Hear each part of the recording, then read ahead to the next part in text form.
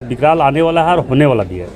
जितने भी केंद्र सरकार के योजना धरातल पर उतर रहा है उसका मॉनिटरिंग नहीं होने के कारण, चाहे कमी जो भी हो, राज्य सरकार का कमी हो या जिला प्रशासन की कमी हो, उसके कारण धरातल पर नहीं उतरने के कारण पानी का समस्या बहुत बढ़ते जा रहा है धीरे धीरे पूरे धनबाद क्षेत्र में।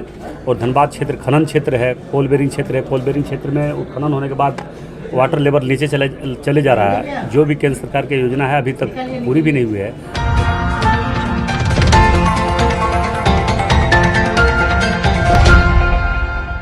धनबाद जिला खनिज फाउंडेशन ट्रस्ट DMFT धनबाद द्वारा न्यू टाउन हॉल में न्यास परिषद की बैठक आयोजित की गई।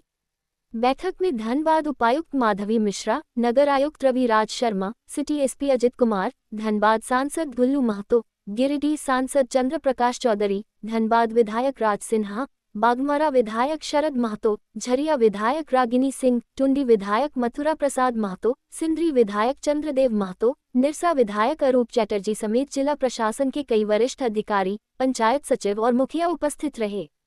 बैठक में जनप्रतिनिधियों ने अपने अपने क्षेत्र की समस्याओं को उठाया और जिला प्रशासन को DMFT फंड एवं योजनाओं में हो रही लापरवाहियों से अवगत कराया। खासतौर पर पेयजल योजना की धीमी गति के कारण जनता को हो रही परेशानियों पर चिंता जताई गई। जनप्रतिनिधियों ने धनबाद उपायुक्त से DMFT फंड के सही उपयोग और विकास कार्यों की गति तेज करने की मांग की। उपायुक्त माधवी मिश्रा ने बैठक में उपस्थित सभी सदस्यों को हर मुद्दे पर विस्तार से जानकारी दी और जल्द से जल्द समाधान का आश्वासन दिया। विधानसभा चुनाव के बाद पहली बार न्यास परिषद की बैठक करी है, जिसमें हमारे सभी माननीय जनप्रतिनिधि लोग उपस्थित हुए। हम लोगों ने इसमें डिस्कशन किया जो हमारे बचे हुए फंड हैं और उसमें किस प्रकार की स्कीम्स हम लोग लेना चाहते हैं। जो अक्टूबर 24 में नई गाइडलाइन है उसके बारे में भी हम लोगों ने सभी जनप्रतिनिधियों को अवगत कराया और सभी की जो अनुशंसाएँ हैं उसको हम लोगों ने नोट किया है और उसी में आगे की कार्रवाई की गई। कुछ जनप्रतिनिधियों की शिकायत भी थे कि उन्हें जानकारी नहीं होती है। कुछ जनप्रतिनिधि ऐसे बोल रहे थे। कार्य तो खैर सभी विधानसभा क्षेत्रों में हो रहा है, सभी पंचायतों में हो रहा है। जब हम विद्यालयों की बात करते हैं तो वो जहाँ भी जिस पंचायत में अवस्थित है तो उस पंचायत में ही कार्य हो रहा है। पर फिर भी जो भी उनकी अनुशंसाएं हैं वो हम लोगों ने नोट करी हैं और आगे जब आज जो न्यास परिषद की बैठक में हम लोगों ने स्कीमें पास करी उस पर भी हम लोग आगे काम करेंगे। पेयजल और स्वास्थ्य पेयजल आपूर्ति को लेकर के उन सभी लोगों ने चिंता व्यक्त करी है। हम लोगों ने भी अपने लेवल पर रिव्यू किया है और प्रयास हम लोग यही कर रहे हैं कि अब की आगामी जो गर्मी का सीज़न आएगा उससे पहले हम लोग चीज़ों को थोड़ा सा सुधार कर सकें। कुछ स्कीम्स हैं जिसको पूरा होने में समय लगेगा, लेकिन फिर भी जो स्कीम्स पूरी हो चुकी हैं या जिनमें कुछ माइनर रिपेयरिंग करके हम लोगों को पेयजल की सुविधा उपलब्ध करा सकते हैं उस पर हम लोग कार्य करेंगे। योजना की जानकारी लेकर के मुझे लग रहा है कि सभी को दी ही जाती है क्योंकि ये सारी योजनाएं ही या तो जनप्रतिनिधियों के द्वारा अनुशंसित हैं और सभी योजनाएं ग्राम सभा या तो नगर निकाय के द्वारा उनकी अनापत्ति या अनुशंसा भी रहती है। तो नहीं जानकारी होने जैसा तो कोई प्रॉब्लम हमें नहीं समझ में आ रहा है। बट अभी स्वास्थ्य में कुछ पहल करने का प्लान है चूँकि तो इसमें जो डॉक्टर्स का जो कमी है उसको लेकर के हम लोग उस पर काम कर रहे हैं। तो जैसे मैंने बताया कि फर्स्ट फेज में हम लोग कोशिश यही करेंगे कि जो स्पेशलिस्ट हैं और टेक्नीशियन ANM इनकी जो कमी है उसको हम लोग NHM के नॉर्म्स के आधार पे किस तरीके से पूरा कर सकें। प्रक्रिया हम लोग जितना जल्दी संभव है उतना जल्दी नियुक्ति की प्रक्रिया चालू करेंगे ताकि यहाँ पे जो आम जनता है जो सदर हॉस्पिटल या PMCH जाते हैं उनको इन सब चीज़ों की वजह से समस्या ना झेलना पड़े। बहुत विकराल आने वाला है और होने वाला भी है। जितने भी केंद्र सरकार के योजना धरातल पर उतर रहा है उसका मॉनिटरिंग नहीं होने के कारण, चाहे कमी जो भी हो, राज्य सरकार का कमी हो या जिला प्रशासन की कमी हो, उसके कारण धरातल पर नहीं उतरने के कारण पानी का समस्या बहुत बढ़ते जा रहा है धीरे धीरे पूरे धनबाद क्षेत्र में।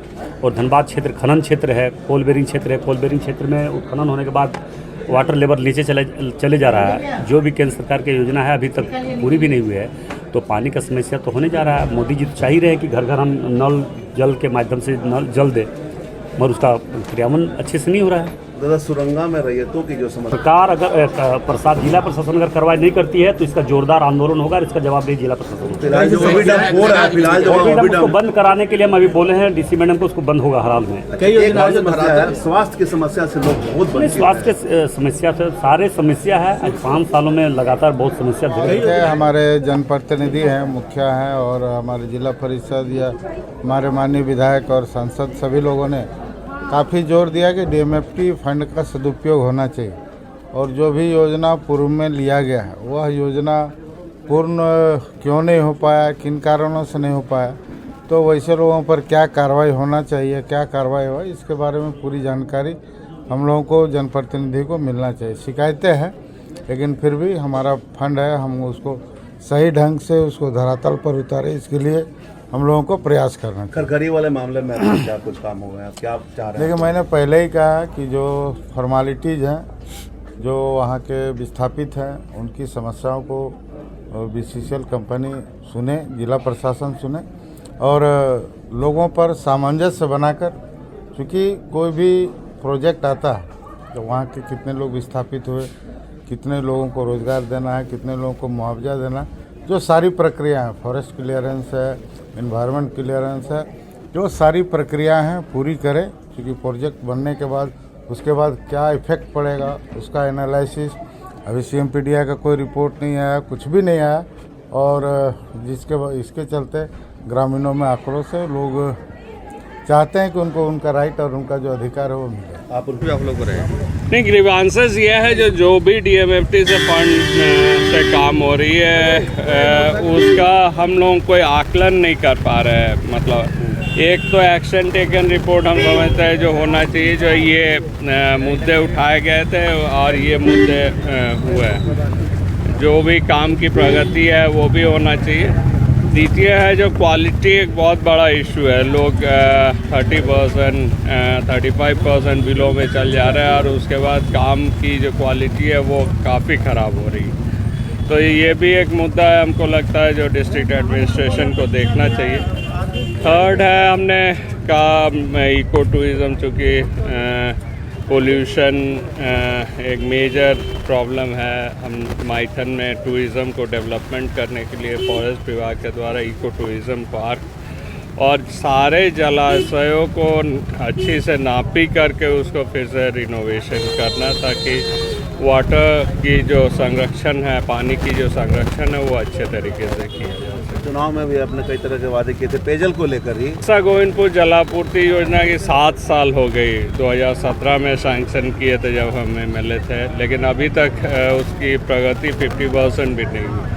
तो जो भी डीएमएफटी से पैसा दे रहे हैं उसका आकलन भी होना चाहिए, जो क्या प्रगति है। हर महीना हमको लगता है बैठक करके उसको हर चीज़ की मतलब अप टू डेट ये रहना चाहिए जो वो प्रगति हो रही थी। स्वास्थ्य की भी सुविधा, स्वास्थ्य जैसे बिल्डिंग्स बन रहे हैं लेकिन और फिर उसको रिपेयरिंग भी किया जा रहा है, लेकिन डॉक्टर्स या स्वास्थ्य कर्मी नहीं होने के कारण वो खाली पड़े हुए। तो उस पर चिंता करना चाहिए। बिल्डिंग जब भी रिपेयर हो रहा है वो थोड़ी अच्छी तरीके से हो और स्वास्थ्य कर्मियों की किस तरीके से बहाली हो, इस पर हमको लगता है जो डीएमएफटी कमेटी को भी ध्यान में रखें। तो कुछ नया इनोवेटिव क्षेत्र या कुछ ऐसे क्षेत्र को भी जोड़ने का बात आया है, उन सब का सही रूप से कारगर और कुछ ऐसे चीज़ों को जोड़ने का ज़रूरत है जो बैठक में नहीं आ पाया या हम भी नहीं कर।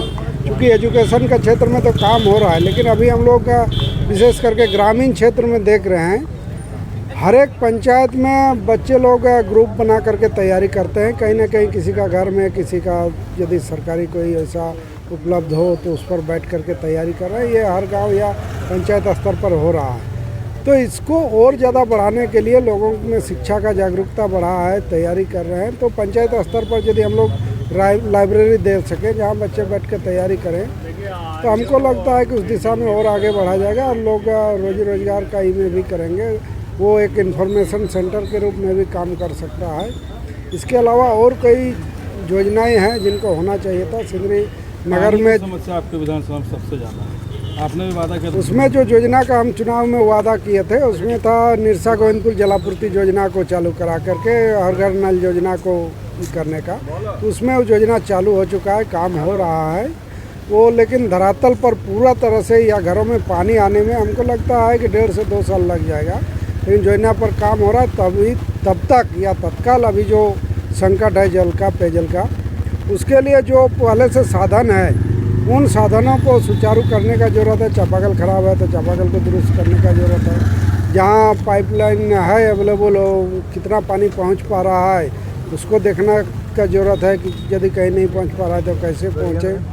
जलस्तर में बड़ी तेज़ी से कमी आ रही है, तो इसको लेकर के जलस्तर में को मेंटेन करने के लिए हम समझते हैं कि 10-20 साल में जो जल संचय के क्षेत्र में काम हुआ है उन सब पर ध्यान देके काम करने की ज़रूरत है। कई चेक डैम है जो बरसों से उसमें साफ़ सफाई नहीं हो पाने के कारण भर गया है, मैदान का रूप ले लिया है, जल संचय जीरो हो चुका है। तो उन सबको यदि साफ़ सफाई कराया जाए तो जल संचय क्षेत्र में वृद्धि होगा, जिससे जल स्तर में भी हमको लगता है कि वो मेंटेन रहेगा, नीचे नहीं जाएगा।